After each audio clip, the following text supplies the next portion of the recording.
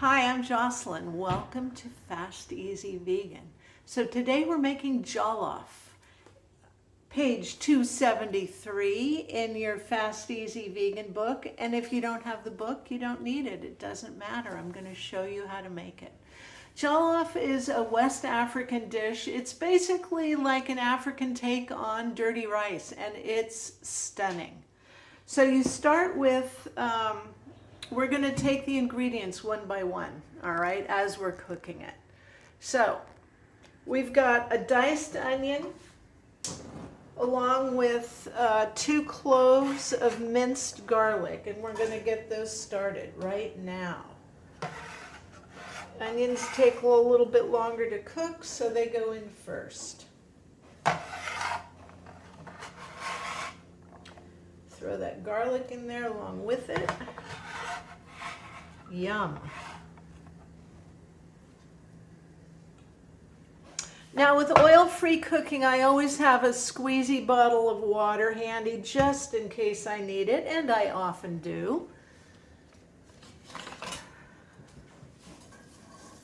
So we're going to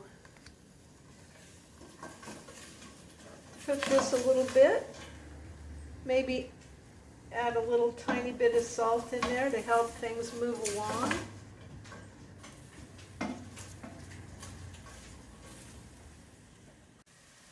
Now that these onions are starting to look a little translucent, I'm going to add some more ingredients.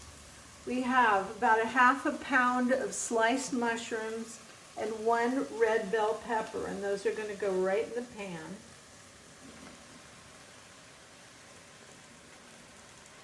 Carefully, because I'm famous for dropping things all over the floor. Ooh, jinxie talk. Let's see if I can do this without. Hey. Okay, now we're going to let this cook down until the mushrooms are done before we add our next batch of ingredients. Okay, so these mushrooms have really released their water. You can see how much lower in the pan they are. So now it's time to add the rest of the stuff. We're going to add 1 bay leaf, a teaspoon of whatever pepper you like. I like spicy, so I have a heaping teaspoon of chipotle. Obviously, as I said, use any chili you like. Not all of it's spicy. Some of it will just add flavor rather than heat. And add as much or as little as you prefer. Then we're going to add a can of diced tomatoes with the juice. There are endless recipes for jollof, but you will find that they all have rice, beans, and tomatoes involved in there. And some kind of chili, some kind of heat. And to that we're going to add 2 cans of beans. Now the recipe calls for red beans, kidney beans, didn't have them, so we're using black beans instead. The recipe also calls for 2 cups of pre-cooked brown rice. Well, I kind of quit using brown rice when I got hit to what was to the arsenic levels in rice, which are kind of through the roof, and more so in brown rice than in white rice.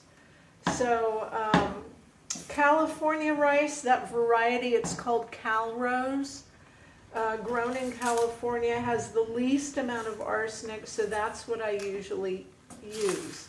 However, it's a little on the sticky side, one of the many reasons I love it, but we want a dry rice. So I'm using 2 cups of, I happen to have basmati, so that's what I'm using here. And that is our recipe. So we're just going to let this simmer so that all the flavors blend a little bit before we dish up, but it's mighty pretty. So I'll see you in a few minutes and then we'll dish up, okay? Okay, it's been bubbling away for about 20 minutes now, and it's just kind of this juicy rice and bean dish. Oh, I forgot to tell you also, add a quarter of a cup of veggie broth before you put the lid on and let it simmer. It adds to its juiciness. There it is. Isn't that such a nice, beautiful dish? This with some greens. You're there. You're there.